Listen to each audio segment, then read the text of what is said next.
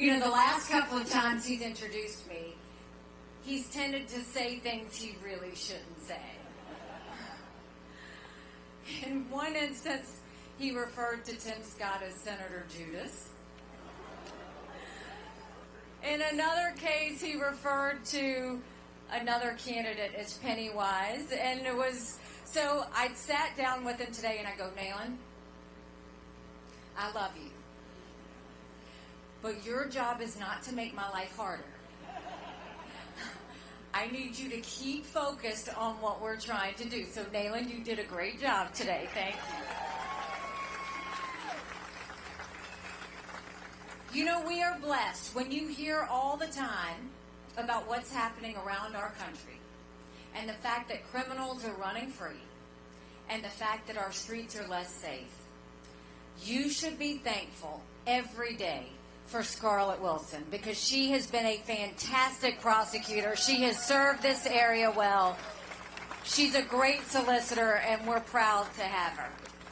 So here we are. I think the election is a week away. It was great to be home and sleep in my own bed. I love that. And it's, you know, I couldn't do all of these stops and not come home and not come by the area that I love so much. And so when we're doing this, you really have to kind of look at where we are right now. I announced a year ago. And when I announced in the election, there were 14 people in the race. Everybody saw that this was going to be an opportunity for something different and something new. And we're going to talk about the issues and what we want to do, but let's just talk about where we are in the race right now. There were 14 candidates. And we've defeated a dozen of the fellas. I just have one more fella I got to catch up to.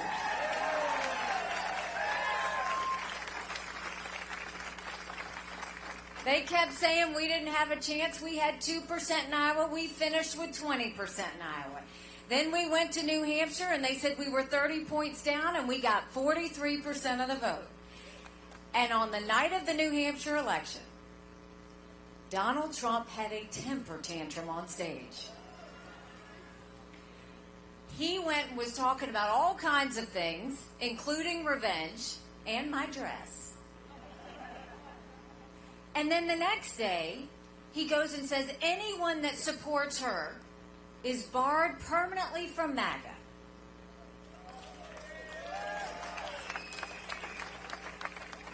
Now, the problem with that is, a president of the United States is supposed to bring people in, not push people out of his club. That's not what you're supposed to be doing. But we had a little fun with that, so we did some T-shirts that said barred permanently. We sold over 20,000 T-shirts, I kid you not. Then the next day he goes and says that the RNC should name him the presumptive nominee. No, we don't anoint kings in this country. We wanted the chance for the people of South Carolina to be able to vote. We want the chance for Michigan to vote. We want the Super Tuesday states to vote, because we are a democracy and we deserve to have that happen.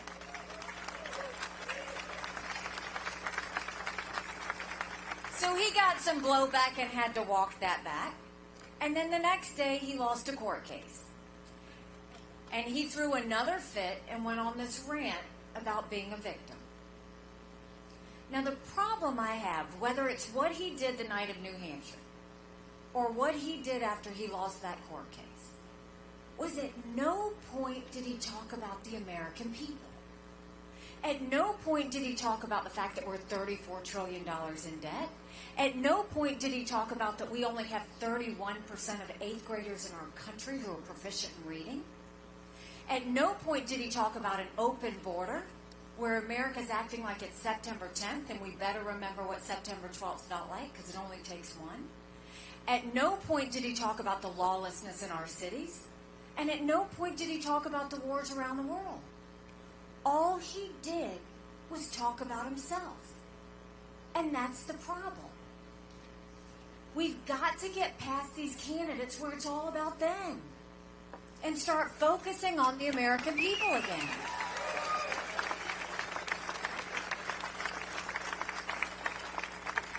Then the campaign reports came out, and we saw that he spent $50 million of campaign contributions to his campaign on his personal court cases.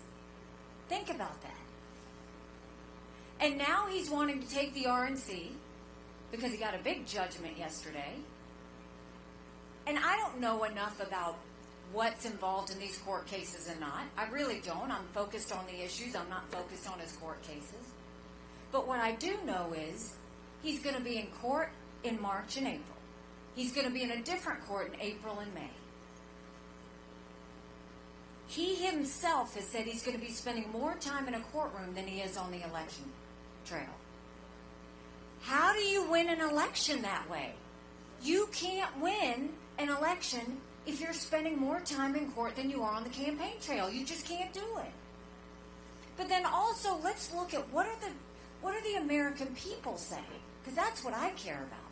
70% of Americans say they don't want Trump and Biden to be their only choices.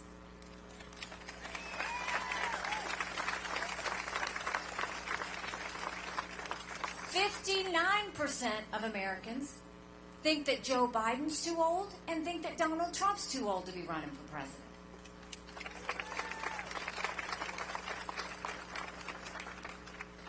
It is time that we finally put the past behind us and elect a new generational conservative leader.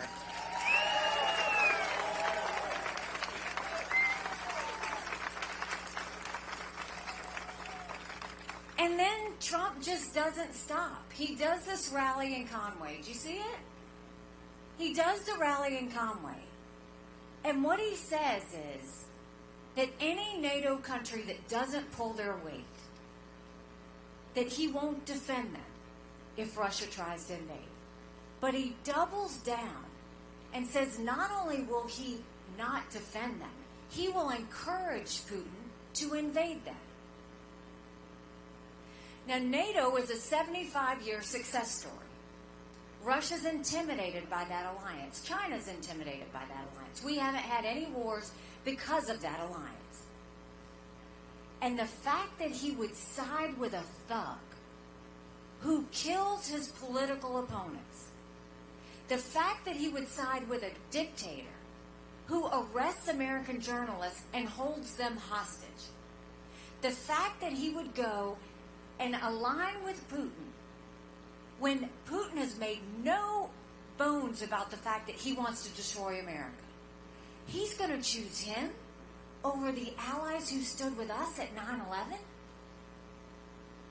Then he goes and mocks my husband's military service. Now look, Michael and I can handle it. When you're in politics, it's not about it being personal.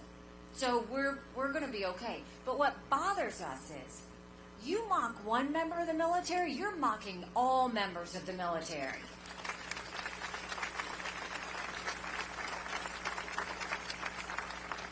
And it continues to be a pattern. At first everybody thought, oh, it's a slip-up. But now you can't say it's a slip-up because he said any military members who lose their lives in combat are losers and suckers.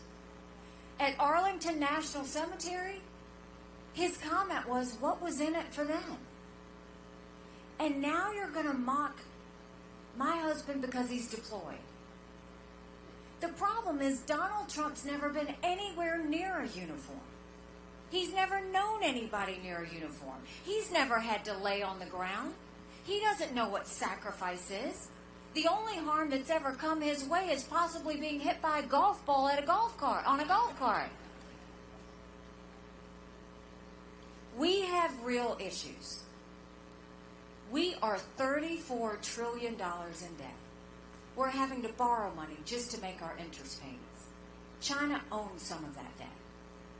Now, for the first time, we're paying more in interest payments than we are on our defense budget. You know who's paying attention to that? Russia, China, and Iran. And I would love to tell you that Biden did that to us. But I've always spoken to you in hard truths, and I'm going to do that with you today. Our Republicans did that to us too.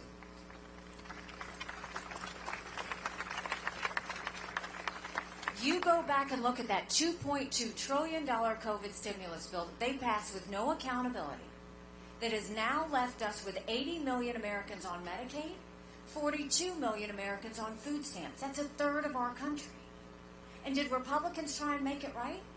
Nope. They opened up pet projects and earmarks for the first time in 10 years, pushing through 7,000 of them last year.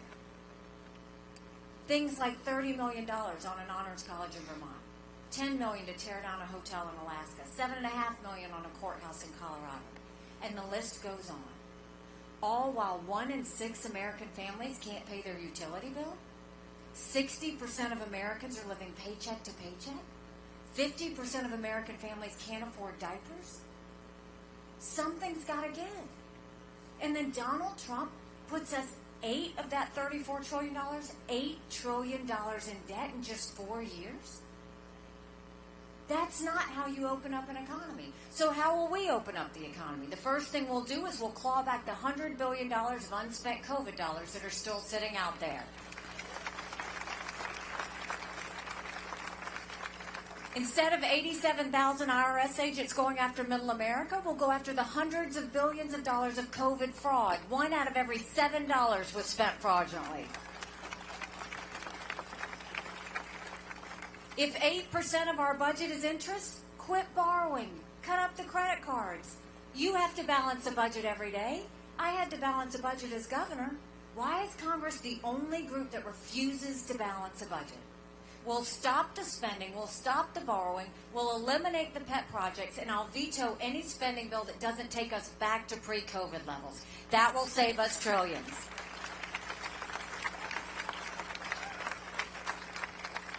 The next thing is we'll take as many federal programs as we can and we'll send them down to the state level. That will dramatically reduce the size of the federal government, but it will empower people on the ground. Think education. Think healthcare, think welfare, think mental health. If we cut the strings and send that down, then all of a sudden we can customize it per state. That's what we want to do. And then we want to go and open up the middle class. We're watching the rich get richer and the poor get poorer. We're going to open up the middle class by cutting taxes on the middle class and simplifying the brackets, eliminating the federal gas and diesel tax in this country. And we're going to make small business tax cuts permanent. They made corporate tax cuts permanent, but they made small business tax cuts temporary. Look around Freshfields. Make sure before you go, you buy something. Because small businesses are the heartbeat of our economy.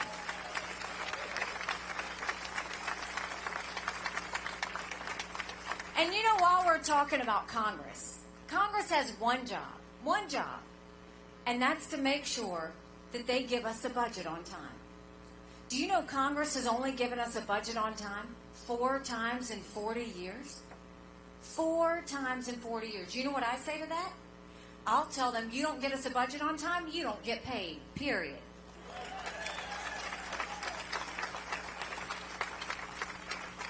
Don't you think it's finally time we had term limits in Washington, D.C.?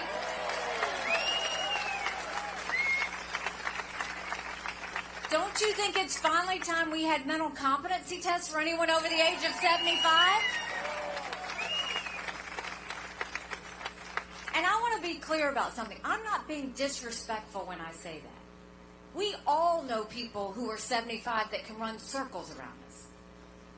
And then we know Joe Biden.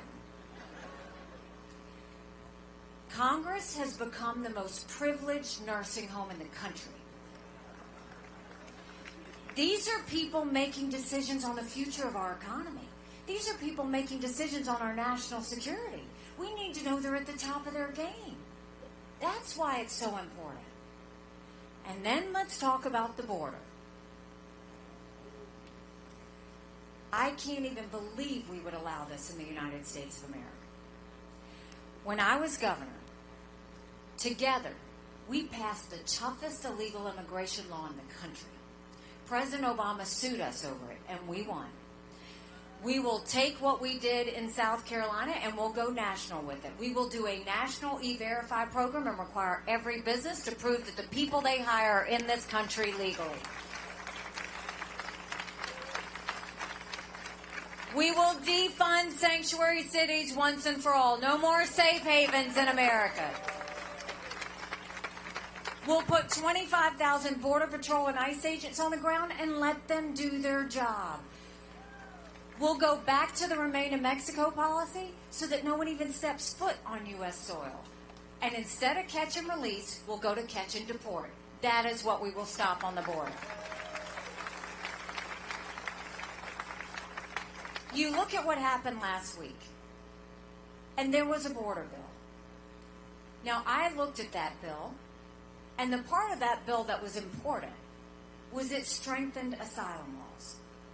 3 million illegal immigrants came into our country in the Trump administration because we didn't have strong enough asylum laws. So we need that. What was wrong with that bill? It didn't have the Remain in Mexico policy, very important, and it had a 5,000 person threshold.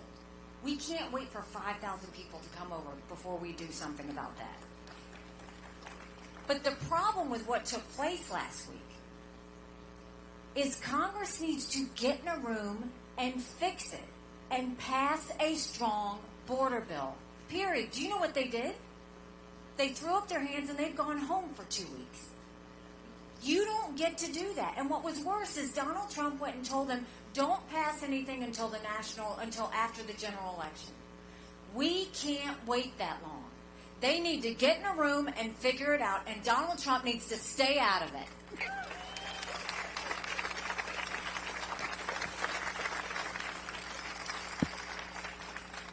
And then you look at our national security. We've got a war in Europe. We've got a war in the Middle East. You've got North Korea testing intercontinental ballistic missiles capable of hitting the U.S. You've got China on the march. And now you see this week, they talk about the fact that the Russians, there's this intel, and what that is this is Russian blinding satellites. And what that means is the White House is saying, don't worry, they can't do anything to Earth. Okay, but you know what they can do in space? It's a problem. They can knock out any bit of our infrastructure. They can stop our ability to see if a missile is coming over. They can completely take out communications and other things that we do that are vital to our health and how we live. It's serious. So when you look at that, our goal needs to be, how do we prevent war? Period. And right now you've got Congress saying, well, do we support Ukraine and Israel, or do we support the border? Don't let them lie to you like that. That's a false premise. We can do both. And when you look at supporting Ukraine and Israel, I'll be the first one to say we shouldn't give cash to any country, friend or enemy, because you can't follow it and you can't hold it accountable. But when it comes to giving equipment and ammunition to our friends to prevent war, that matters. The problem is Joe Biden and Congress haven't told any of you about why you should care about Ukraine. Haven't told anybody why you should care about Israel. Haven't said anything about what this means to be dealing with Russia blinding satellites. You deserve to know that, and they should be telling you that. We know that Putin said once he takes Ukraine, Poland and the Baltics are next. Those are NATO countries that immediately puts America at war. This is about preventing war. And for us to do that, that's only 3.5% of our defense budget. If we supported Ukraine and Israel, Israel's the tip of the spear when it comes to terrorism. That's only 5% of our defense budget. If we supported both of those and secured the border, and securing the border is priority number one, that's less than 20% of Biden's green subsidies. So don't let them give you that false premise. It is President and Congress's job to protect Americans. It's the President and Congress's job to prevent war. It's the President and Congress's job to make sure they're focused on our national security. That's what they are supposed to be doing for us, not making you have to pick which one. That's their job.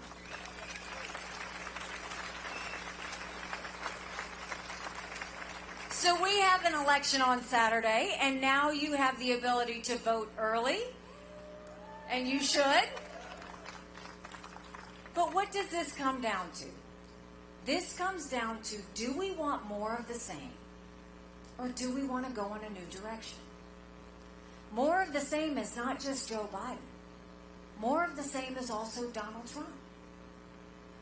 We need to look at the fact that if we want to make real changes in our country, we have to win.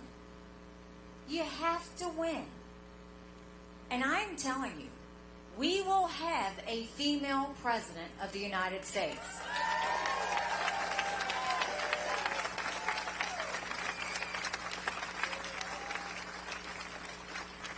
The hard truth, it's either going to be me or Kamala Harris. Joe Biden is not going to be the nominee. We all saw what happened last week. That's not going to happen. But Donald Trump cannot win a general election. He lost in 2018. He lost in 2020. He lost in 2022. But then look at last week. He loses the part on immunity. Now he's going to be tried as Citizen Trump. We lose the bill on Mayorkas. We lose the bill on Israel. The Republican Party chair loses her job. Everything Donald Trump touches loses.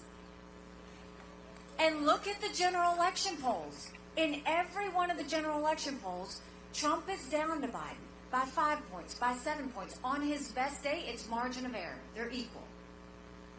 I'm in every one of those same general election polls, and I defeat Biden by up to 17 points.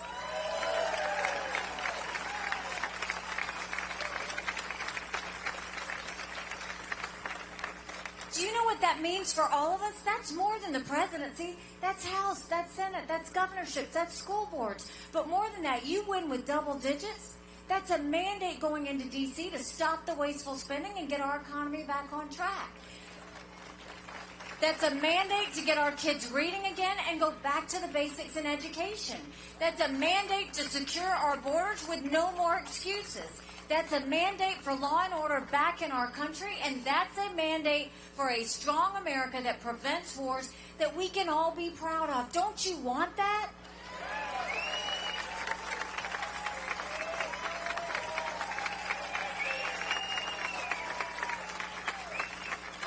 Because we can have that.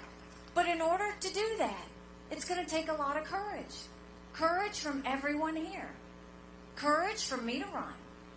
And courage for every one of you to know. Don't complain about what happens in a general election if you don't play in this primary. It matters.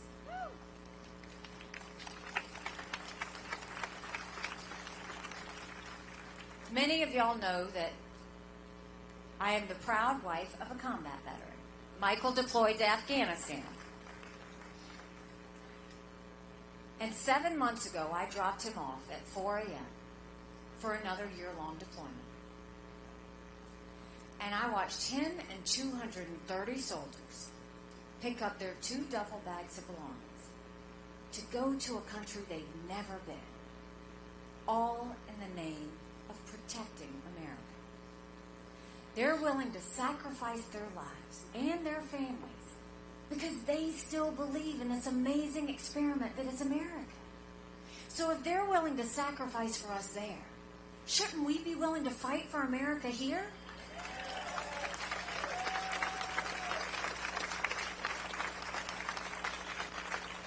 Because we have a country to save. But in order to do that, that means we've got to get to work. That means every one of you needs to leave with a yard sign. And yes, if you live on one of the islands that doesn't allow you, you can put it in the back of your car. But you need to go and take 10 people and take them to the polls with you. Anybody can vote in this primary as long as they didn't vote on February 3rd in the Democrat primary. We all know a lot of people who just vote in general elections. In a general election, you're given a choice. In a primary election, you make your choice.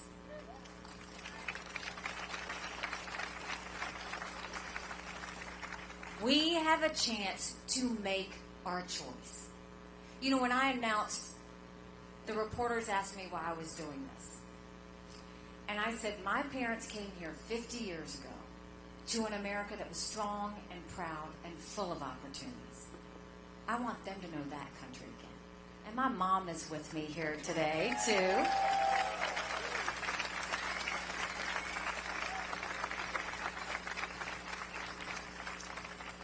I'm doing this for Michael and his military brothers and sisters. I want them to know their sacrifice matters. I want them to know that we love our country.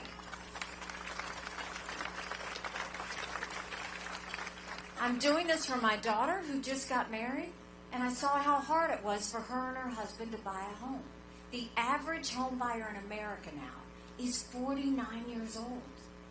The American dream is leaving them. And I'm doing this for my son, who's a senior in college. And I am tired of watching him write papers of things he doesn't believe in just to get an A. That's not us. That's not America. And for the first time, 81% of Americans don't think their kids are going to have as good of a life as we did. We can't be okay with that. I'm not okay with that. We do have a country to save. But I'll promise you this. If you will join with us in this movement, if you will join with us in this fight and go tell everyone you know to go to NikkiHaley.com and become a part of it, I promise you, our best days are yet to come. Thank you very much. God bless you.